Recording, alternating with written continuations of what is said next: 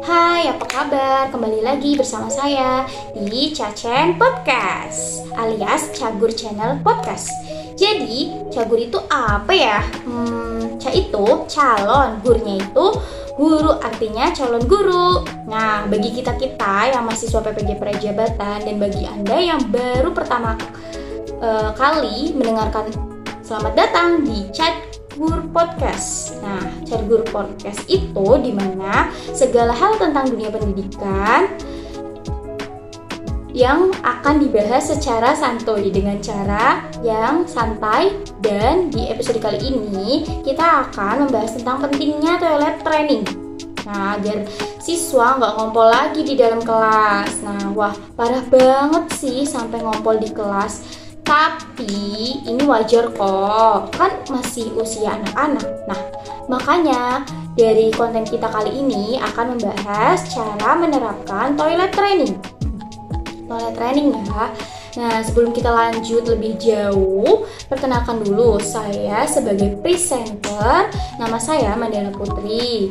Saya dari mahasiswa PPG Prajabatan tahun 2022 di Universitas Muhammadiyah Surakarta.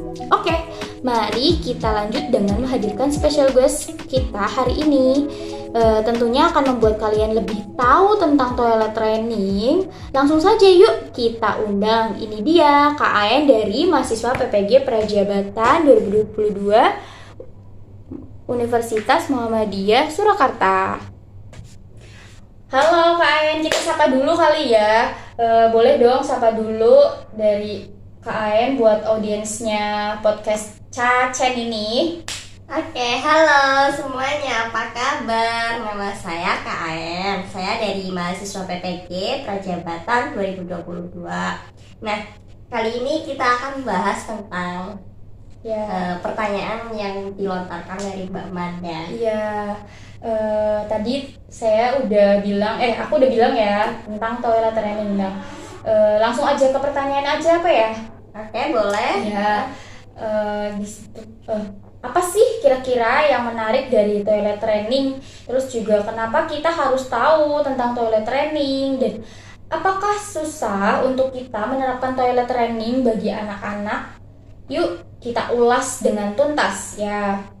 Di sini ada pertanyaannya, pernah nggak sih KN itu ngalamin atau nemuin momen dalam proses pembelajaran ya?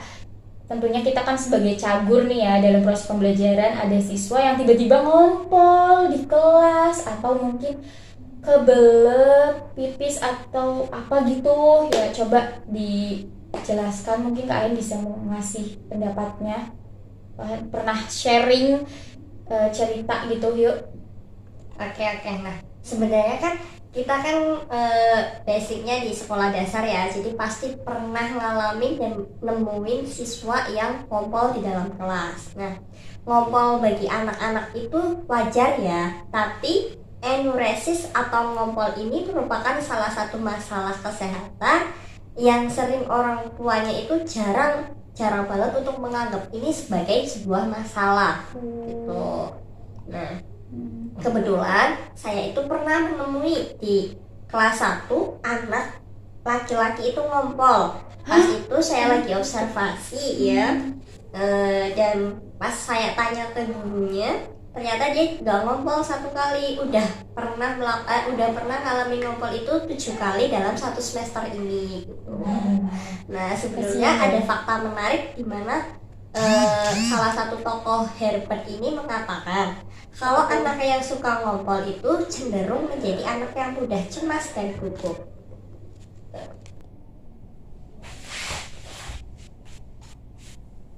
Nah, kita lanjut ya Mbak Manda. Ya, dari anak yang ngompol itu tadi kan punya rasa mudah cemas dan gugup itu, dari sini kita bisa lihat bahwa masalah enuresis atau mengompol pada anak maupun remaja itu berdampak pada kondisi psikologisnya anak tentu ya. Nah, salah satunya adalah stres. Si anak ini kemudian akan dipandang sebagai sosok individu yang tidak dapat berdiri sendiri dalam reaksi menghadapi realitas atau si stresnya itu. Nah, pandangan yang menyeluruh dan dalam memahami individu perlu ditinjau dengan mempertimbangkan lingkungan di mana individu tersebut tumbuh dan berkembang. Nah, kita bisa lihat atau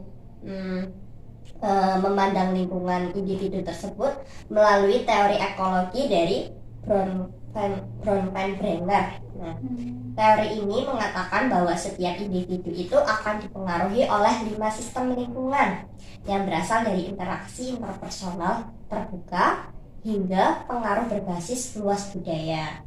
Kelima sistem tersebut isinya ada mikrosistem, mesosistem, ekosistem, makrosistem, dan yang terakhir adalah kronosistem.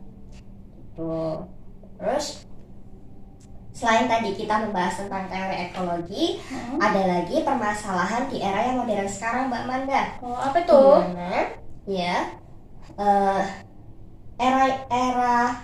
era yang sangat modern ini, semua orang tua, khususnya bagi ibu-ibu muda, lebih memilih untuk memakaikan anak-anaknya itu popok atau diapers. Diapers.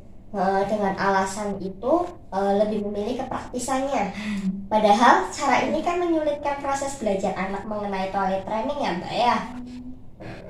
Dan juga dengan memakaikan diapers atau pampers itu bisa menghentikan kebiasaan anak mengompol.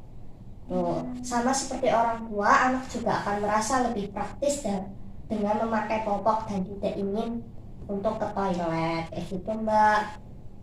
Lalu ya. Oh, jadi kalau ngompol anak kecil ngompol atau orang dewasa ngompol itu namanya ada eneresis ya? Gitu. Iya, Mbak, secara ilmiahnya anak yang ngompol itu bisa dibilang sebagai anak enuresis. Terus juga kalau pemakaian diapers itu ternyata menghambat pembelajaran si anak buat toilet training juga ternyata ya, ada kekurangannya. Nah, dari pertanyaan pertama tadi, ini ada pertanyaan yang selanjutnya yang berkaitan juga dengan pertanyaan yang pertama. Bagaimana nih menurut Kak Aen tentang toilet training itu? Apakah penting untuk kita terapkan pada anak-anak di awal tahun? Oke, sebelum saya menjawab pertanyaan dari Kak Manda, tahun keberapa mungkin, atau misalkan anaknya usia berapa seharusnya tuh diajarkan tentang toilet training juga. Nah, monggo silahkan. Oke, siap. Nah, pertanyaan Mbak tadi kan menanyakan tentang kapan sih tepat atau waktu yang tepat saat anak itu harus diajarkan teori dari toilet training tersebut ya. Sebelum kita membahas tentang pertanyaan itu, saya mau menjelaskan bahwa mengenai pentingnya toilet training. Apa sih itu toilet training? Nah, toilet training sendiri itu merupakan proses anak belajar untuk buang air kecil atau BAK dan buang air besar atau disebut juga BAB di toilet selayaknya orang-orang dewasa yang mereka biasa lakukan pada kegiatan sehari-hari ya, Mbak ya. Iya. Pada tahapan ini anak diajari untuk tidak lagi BAK dan BAB di popok.